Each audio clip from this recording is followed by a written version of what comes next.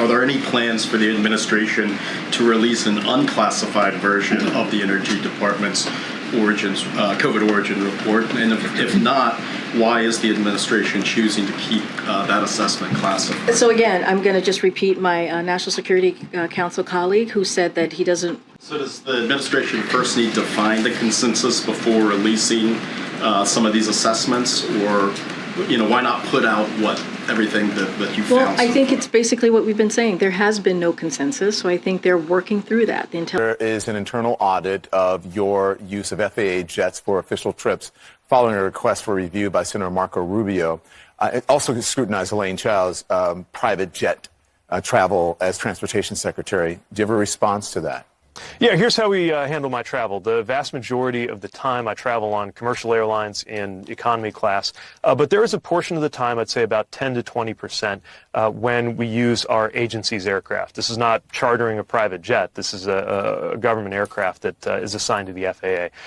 Thanks, Karine. To follow up on the child labor violations, first, is the crackdown in direct response to the investigative reporting that came out over the weekend? So I just want to be very clear here. Look, we need Congress to act. And because of that funding shortfall, it prevented the department from hiring nearly 200 additional staffers to combat these violations. So again, we've been working on this. This administration has been working on this for the past 2 years. Well, apart from lack of money, lack of resources, is there any agency, anyone who should be held accountable for the failure of oversight that led to this situation in the first place? And who is being held accountable?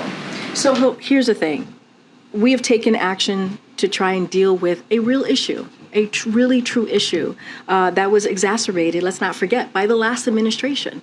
On the lab, with the Department of Energy having expertise on and oversight of laboratories, does that in and of itself suggest there is something particularly new in this intelligence that should give people a sense of greater credibility or insight because of the kind of expertise DOE has in this area? The national labs. No, I understand the question because of the national labs, which is why they were asked to look into it. I'm not at liberty to confirm the reporting, so I'm not going to do that from here. What I can tell you is, again, there's been no consensus.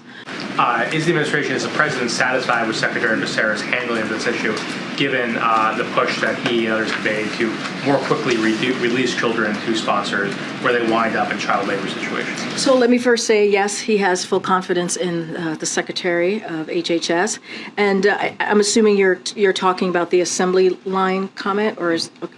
So look. I just want to be very clear. Of course, the president does not believe that processing migrant should be treated like an assembly line, and neither does Secretary Becerra. I would refer you to HHS addressed that particular comment in the story, and I would refer you to what was said there. Look, vetting families and sponsors that would take in these children. DOE assessment, so I'm going to swing at Kirby.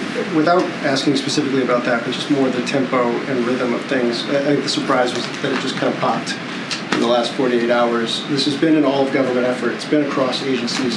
Can you give us a sense of how this is actually working in terms of what the timelines are, what kind of effort is going in on a day-to-day, week-to-week, month-to-month basis as to why this would happen now, why there would be an update now?